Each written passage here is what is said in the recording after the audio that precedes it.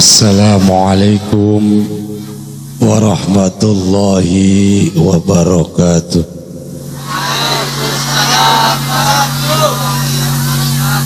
Bismillahi ala nuri nur.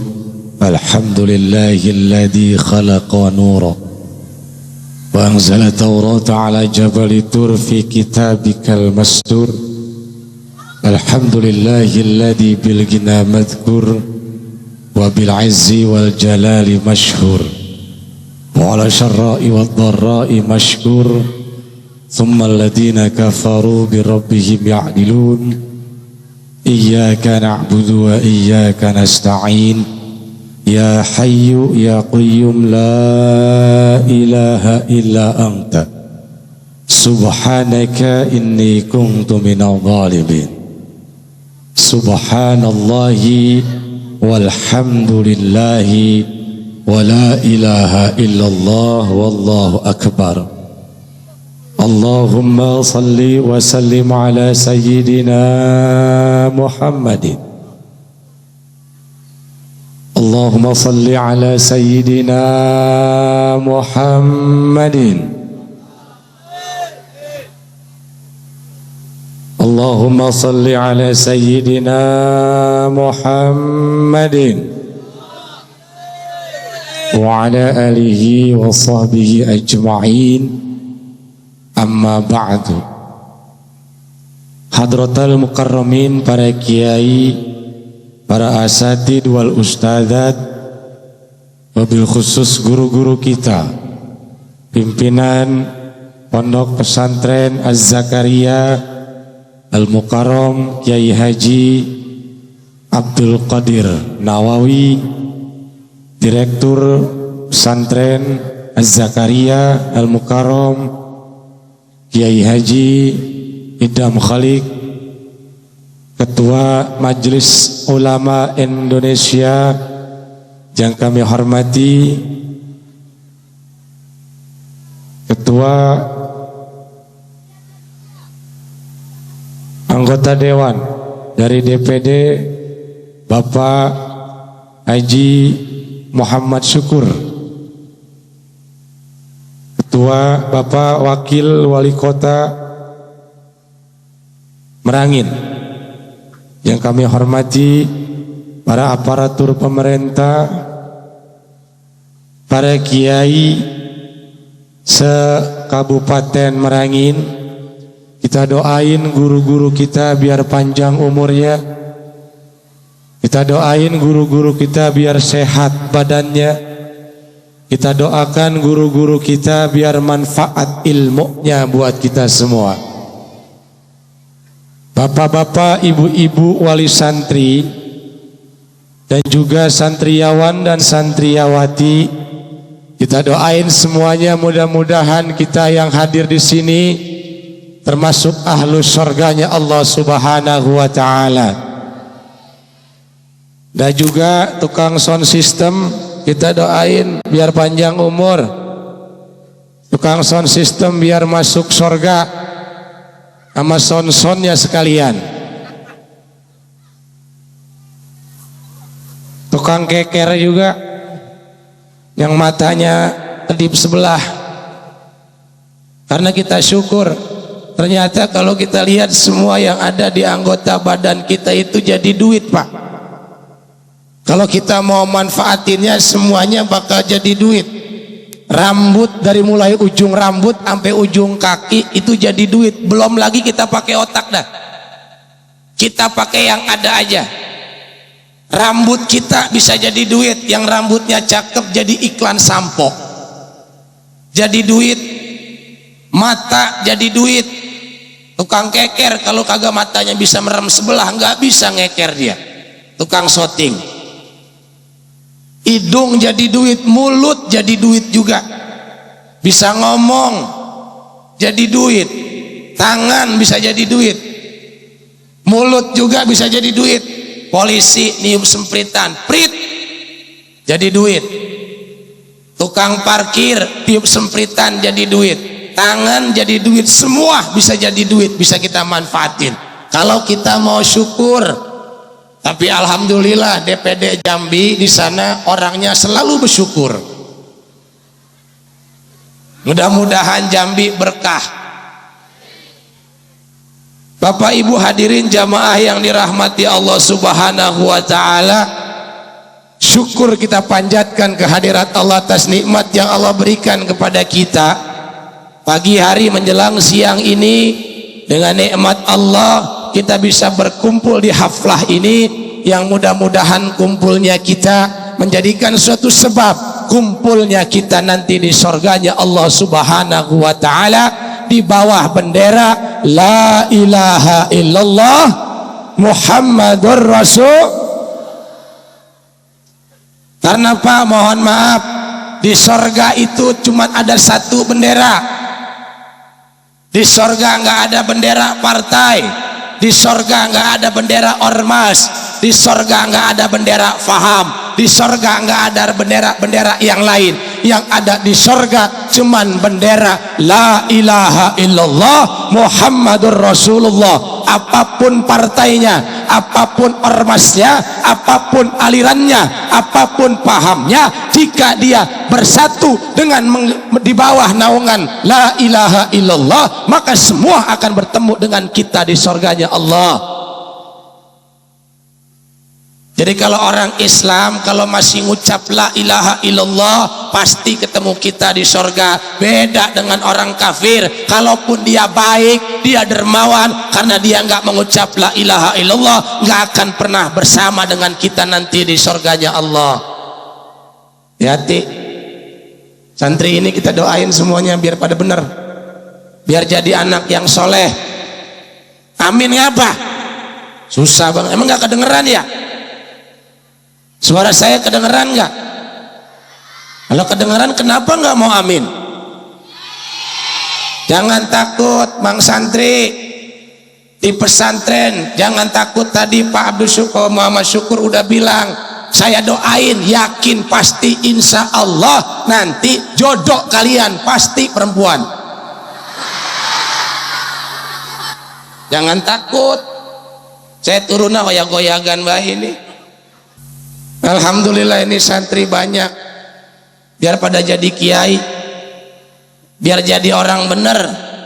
Ibu bapak masukin anak ke pesantren, jangan pengen jadi kiai. Tadi kata Pak DPD bilang, masukin anak ke pesantren biar jadi orang bener. Karena orang tua dulu kita itu orang bener. Almarhum Kiai Haji Muhammad Haji Zakaria itu orang bener, jelas orang bener. Kenapa orang benar? Karena menciptakan manusia-manusia yang benar kayak begini. Susah cari ulama, emang gampang apa? Mudah-mudahan kita semuanya termasuk orang-orang yang dzikir kepada Allah. Pak, mohon maaf, di dalam Al-Quran orang pinter itu ada 3. Orang pinter ada 3. Yang pertama, dalam ayat Allah, innama yakhsyallaha min ibadihil ulama. Innama yakhsyallaha min ibadihil ulama. Angin pastine utawi wong kang wedi maring Allah al ulama'u iku ulama. Jadi ulama mah khobariyah, khobar pemberitahuan bagi siapapun yang takut kepada Allah. Tidak akan pernah orang ini takut kepada Allah kalau orang ini enggak alim. Orang tersebut enggak mungkin akan alim kalau tidak dipesantrenin. Karena bahasa alim itu mah bi ahkami syariah, bukan bi ahkami dunyawiyah, tapi bi ahkami syariah. Alim terhadap hukum-hukum syariat. Di mana nemunya? Di pesantren. Orang alim yang takut kepada Allah ulama. Kenapa? Karena ulama mas jam'un lapat si jama dari lapat alim. Kenapa? Ulama kumpulan orang alim? Bukan. Kalau kumpulan orang alim alimun, alimun alimani alimuna, itu kumpulan orang-orang alim. Tapi orang satu orang bisa dikatakan ulama. almarhum Kiai Haji Zakaria, satu orang bisa dikatakan ulama. Kenapa? Karena terkumpul 3 sifat. Jadi ulama itu kumpulan 3 sifat yang ada dalam diri manusia, maka orang itu dikatakan ulama. Sifat yang pertama, alim. Jadi dikatakan ulama, orang yang takut kepada Allah, orang alim yang takut kepada Allah, itu yang dikatakan ulama. Dari ulama enggak gampang, dari ulama susah. Kata Rasul dalam hadisnya, ad-dunya mal'unun mal'unatun wa man fiha. Dunia beserta isinya semua dilaknat oleh Allah kecuali 3 perkara. Yang pertama, zikrullah. Orang-orang yang banyak berzikir kepada Allah, orang-orang yang takut ke Allah, orang-orang yang zikir ke Allah, itu orang yang dicintai oleh Allah. Ketika manusia itu ingat kepada Allah, maka Allah akan mencintai kita. Kalau hari ini kita ingat kepada Allah, maka Allah akan cinta kepada kita. Yang jadi pertanyaan hari ini yang kumpul di sini, kita cinta tidak dengan Allah? Kita cinta tidak kepada Allah? Kalau kita cinta kepada Allah, Allah akan bersama kita. Hebatnya kebersamaan Allah dari dunia sampai akhirat, dari kita hidup sampai mati. Itu hebatnya Allah. Ketika Allah bersama dengan seorang hamba, maka kebersamaan Allah dari dunia sampai akhirat, dari kita hidup sampai mati. Beda dengan kebersamaan manusia. Kalau kebersamaan manusia hanya sebatas umur saja, ibu, suami, istri bersamanya hanya sebatas umur saja. Santri, mukimin dan mufarikin 6 tahun bersama, tapi semalam sudah melaksanakan perpisahan. Kebersamaannya hanya sebatas waktu, tapi kita bersama dengan Allah tidak akan pernah terbatas waktu. Suami istri terbatas waktu. Ketika salah satu aja ada yang meninggal dunia, umpamanya istrinya mati duluan, kira-kira ada nggak orang laki yang mau nemenin istrinya di kuburan 3 malam aja? Ada apa enggak? Enggak ada. Atau sebaliknya, suaminya meninggal, istrinya nginep ngendong di kuburan nemenin 2 malam aja, ada enggak?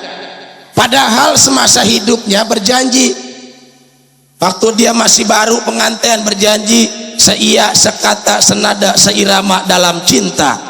Tapi ketika salah satu meninggal dunia, enggak bersama lagi. Karena mohon maaf, bicara masalah kematian ini haul tepung tahun yang ke-20. Bicara masalah kematian, kita semuanya ini Pak calon jenazah.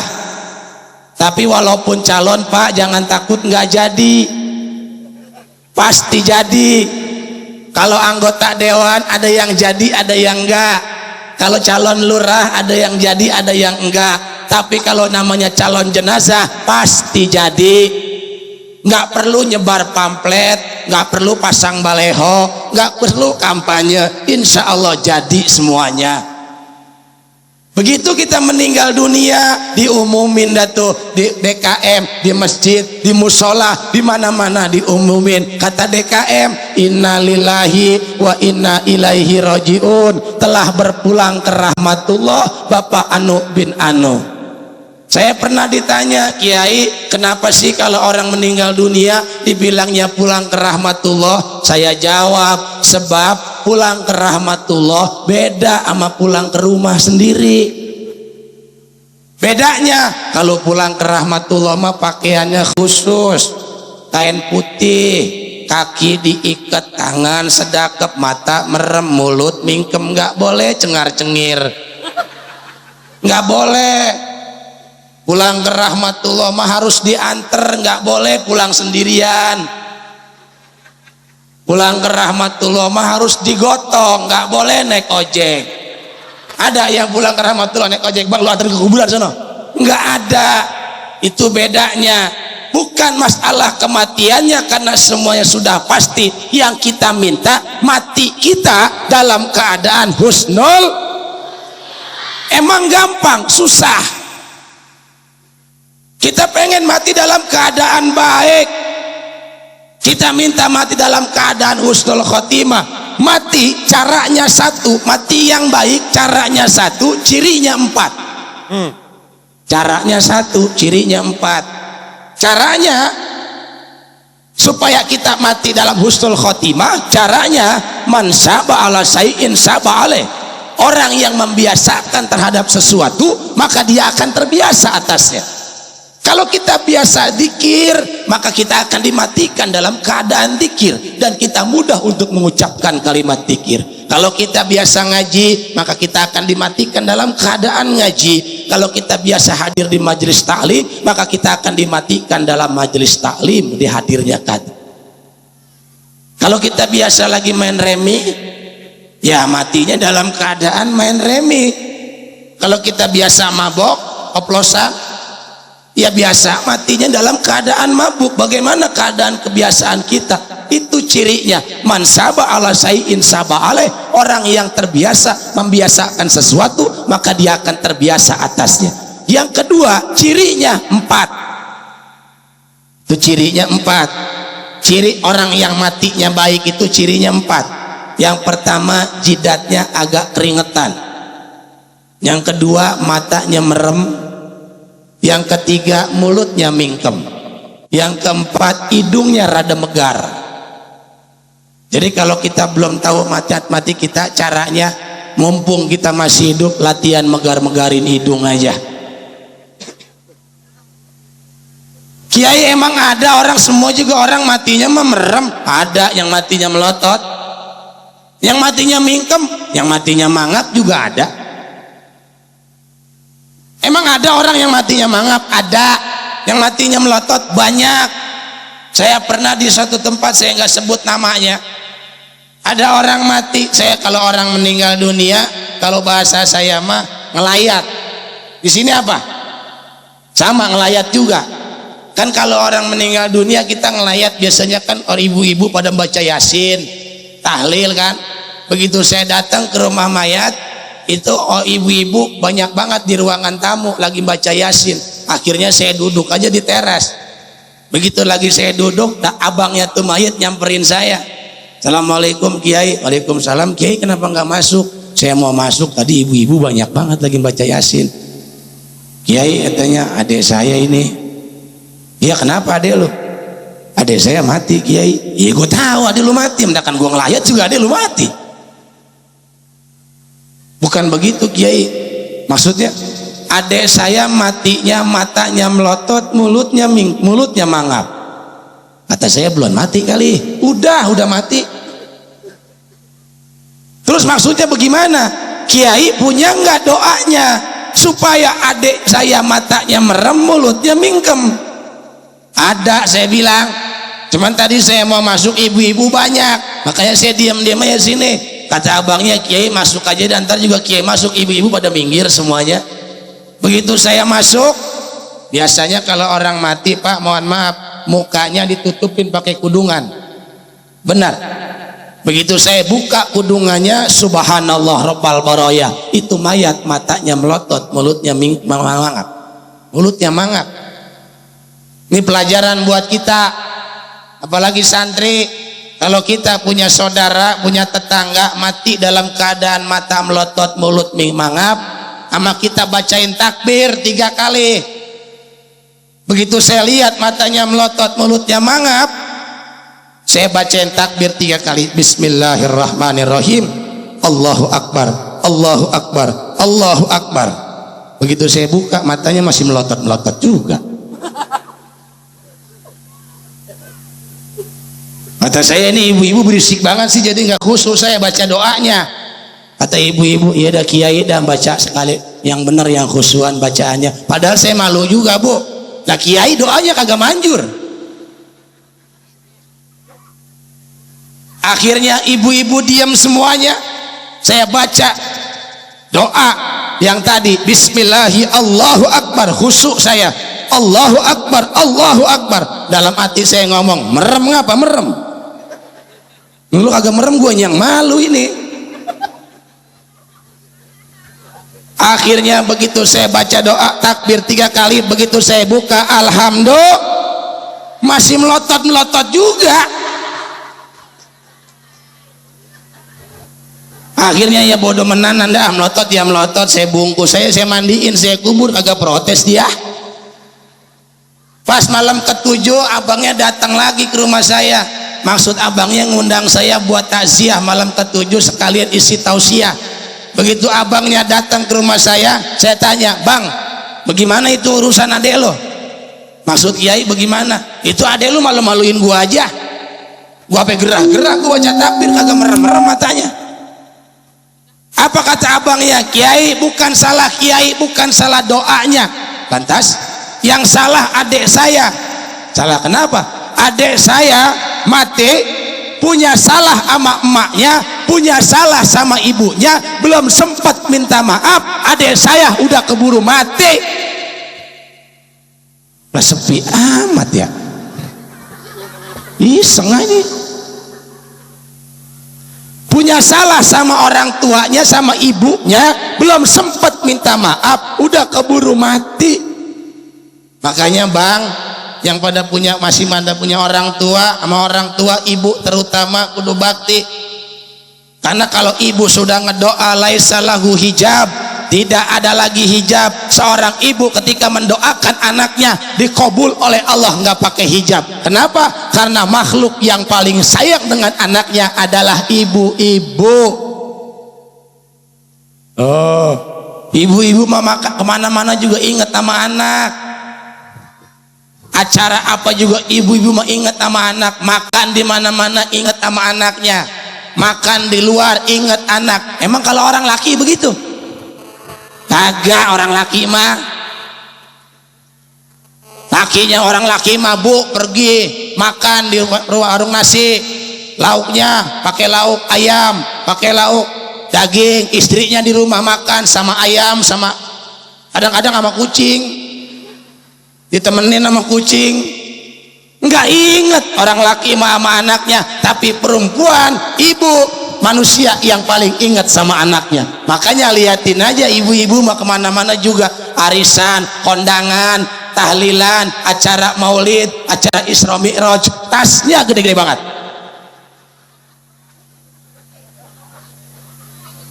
Itu kiai lagi ceramah, kita tingkatkan keimanan kita. Jeruk masuk atuh. Hati-hati kita dengan propaganda Islam. Lontong masuk, lemper masuk.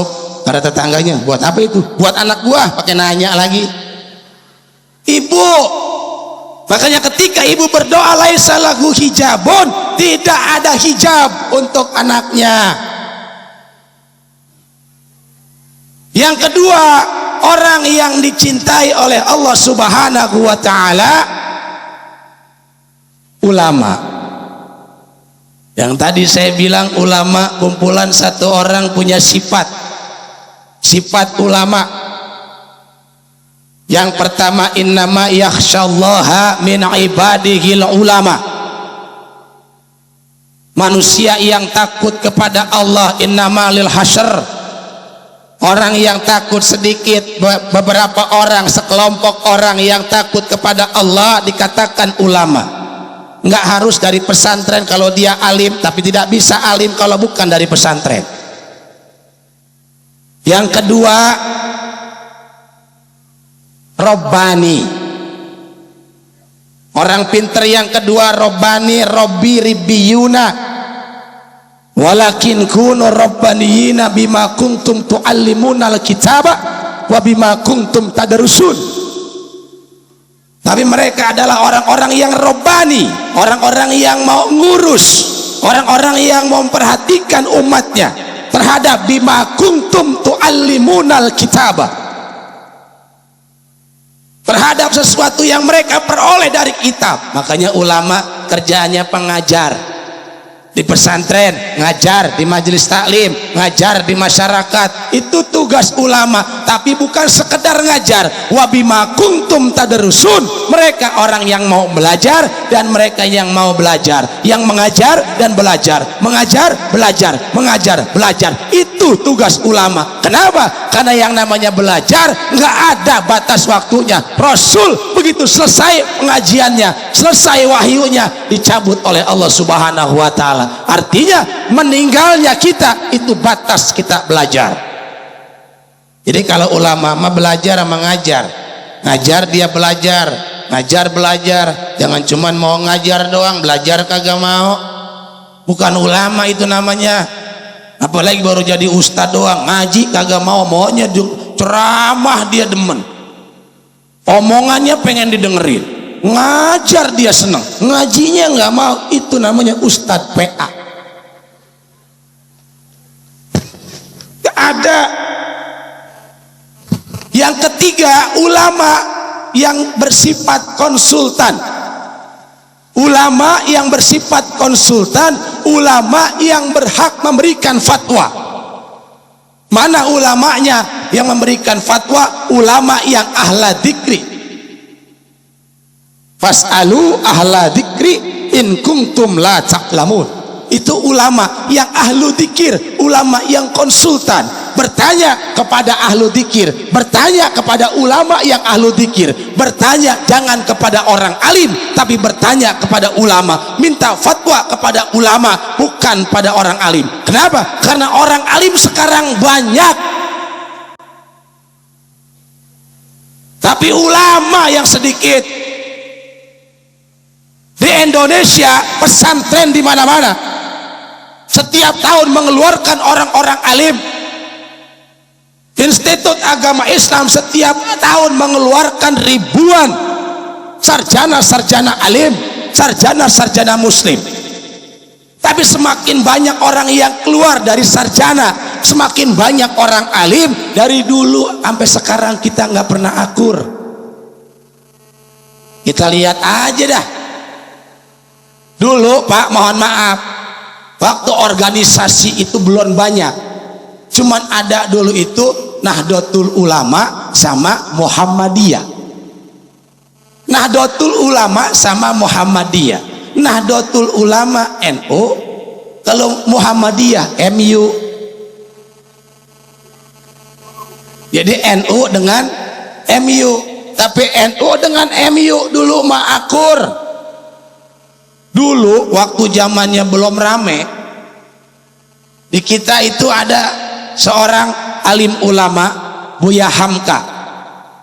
Buya Hamka itu sekurun dengan Kiai Haji Idham Kholik. Pada saat Buya Hamka mengimami sholat silaturahmi ke tempat Idham Kholik, Buya Hamka dipersilahkan menjadi imam. Begitu Buya Hamka jadi imam, Buya Hamka pakai kunut.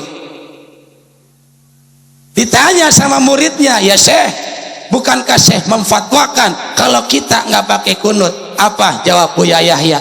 Karena saya menghormati Kiai Haji Idham Kholik. Suatu saat Kiai Haji Idham Kholik pun berangkat ke tempat Buya Hamka. Beliau dipersilahkan jadi imam. Idham Kholik nggak pakai kunut. Diprotes sama muridnya yang NU. Kiai, kenapa Kiai nggak pakai kunut? Bukankah kita memfatwakan Kiai pakai kunut?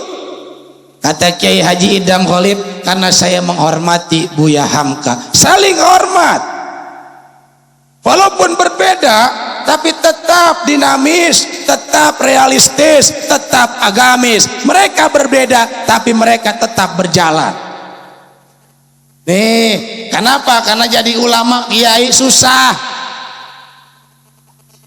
Kalau kiai meninggal dunia, di kampung kita ada kiai meninggal dunia, susah gantinya.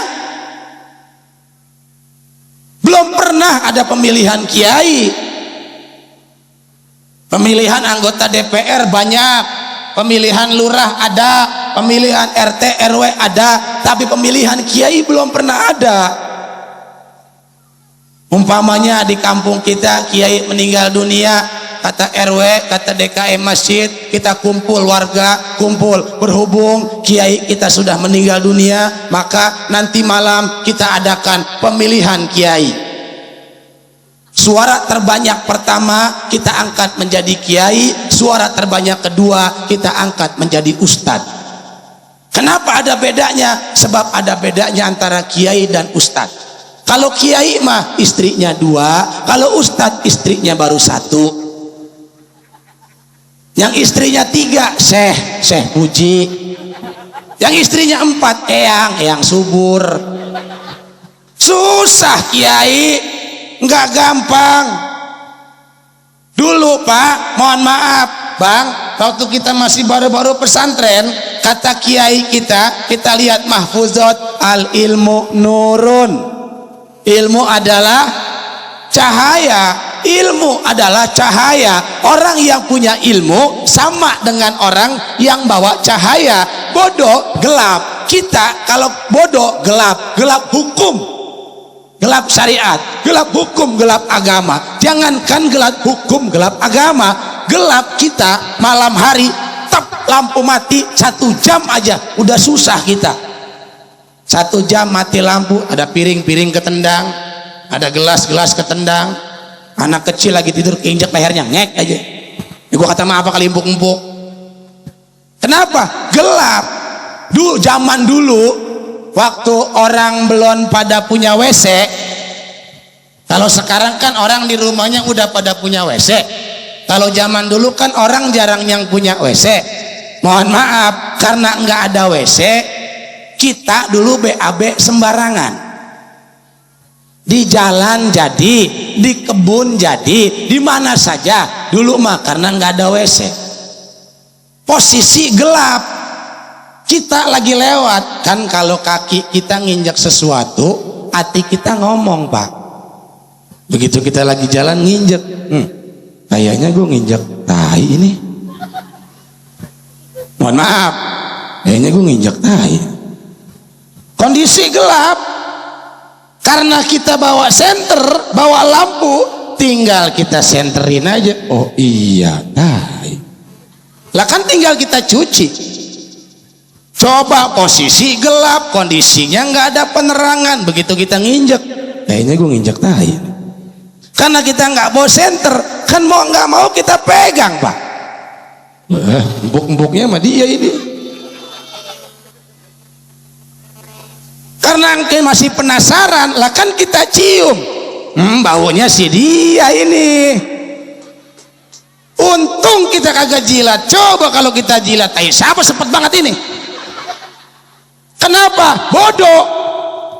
Penerangan nggak ada. Orang kalau bodoh nggak ada ilmu, gelap, hukum gelap, apapun gelap, susah. Nggak tahu mana halal, nggak tahu mana haram, semuanya masuk dalam perutnya. Ulama susah, nggak gampang. Dulu kita Pak, mohon maaf, kalau ngaji kita enak-enak aja. Sekarang arus global, Muhammadiyah kembali sama NU nggak pernah berantem. Dulu lebaran, kalau sekarang lebaran buatan ada 3 kali. Sidang isbat dari jam 4 sore sampai jam 8, nungguin tanggal 1 Syawal, nggak kelar-kelar. Kita mau terawih, sidang belum kelar, gua kagak terawih takutnya besok masih Ramadan. Akhirnya kita nungguin pemerintah masih adu argumen. Kata Muhammadiyah besok belum lebaran, kenapa? Karena dalilnya begini. Kata NU besok lebaran, dalilnya begini. Kata Persis masuk semuanya. Untuk menentukan datangnya bulan, itu berantem nggak kelar-kelar. Kalau saya yang jadi menteri agama, saya putusin karena nggak kelar-kelar terlalu lama, maka saya ketok aja palu, der. Sidang karena tidak ada kesepakatan pendapat, maka lebaran kita tunda tahun depan.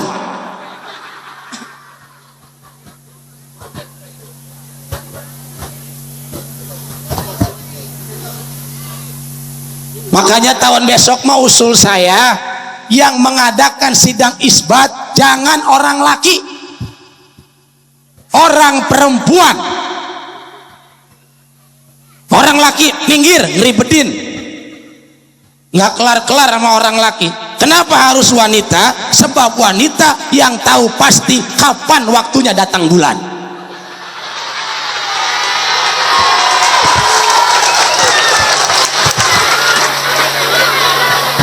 Ya ini kritikan bang. Ya kita malu sama bangsa luar. Bangsa luar udah nginjak-nginjak bulan, kita ngintip bulan aja berantem. Ngintip doang berantem kita.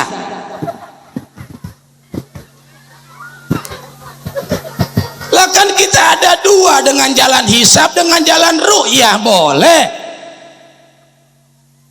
Kalau jalan ru'yah tidak mendapatkan kesepakatan, ambil jalan hisab, tentukan oleh pemerintah besok lebaran, aliran apapun besok lebaran. Itu lah kita ulama, kiai, ustadz, santri, jamaah, masyarakat wajib nurut. Ada dua opsi, ngapain kita pakai berantem gara-gara bulan?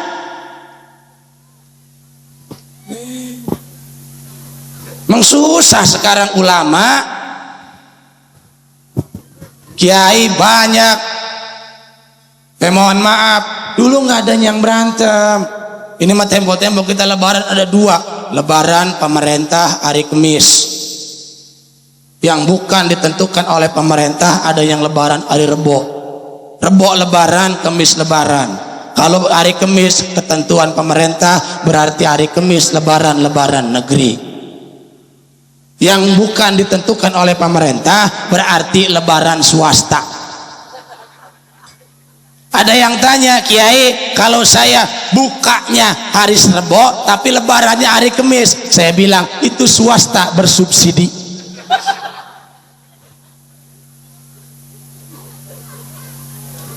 Ulama susah jadi ulama ya. Kayak mudah-mudahan santri kita ini tadi kita doain biar jadi orang benar semuanya. Jangan pengen jadi orang pinter, jadi orang benar. Orang tua nitipin ke pesantren bukan biar jadi orang pinter, tapi biar jadi orang benar. Kalau pengen punya anak biar pinter mah nggak usah harus ke pesantren, sekolah umum banyak kalau pengen pinter mah. Tapi kalau pengen punya anak benar, masukin ke pesantren, insya Allah manfaat dunia sampai akhirat. Mohon maaf atas kekurangannya, segini saja. Masih satu lagi sebenarnya wal muta'alim, tapi saya nggak bahas, buat nanti aja kalau ngundang lagi. Mohon maaf atas kekurangannya. Qalilun dari syukur khairan min katsirin. Assalamualaikum warahmatullahi wabarakatuh.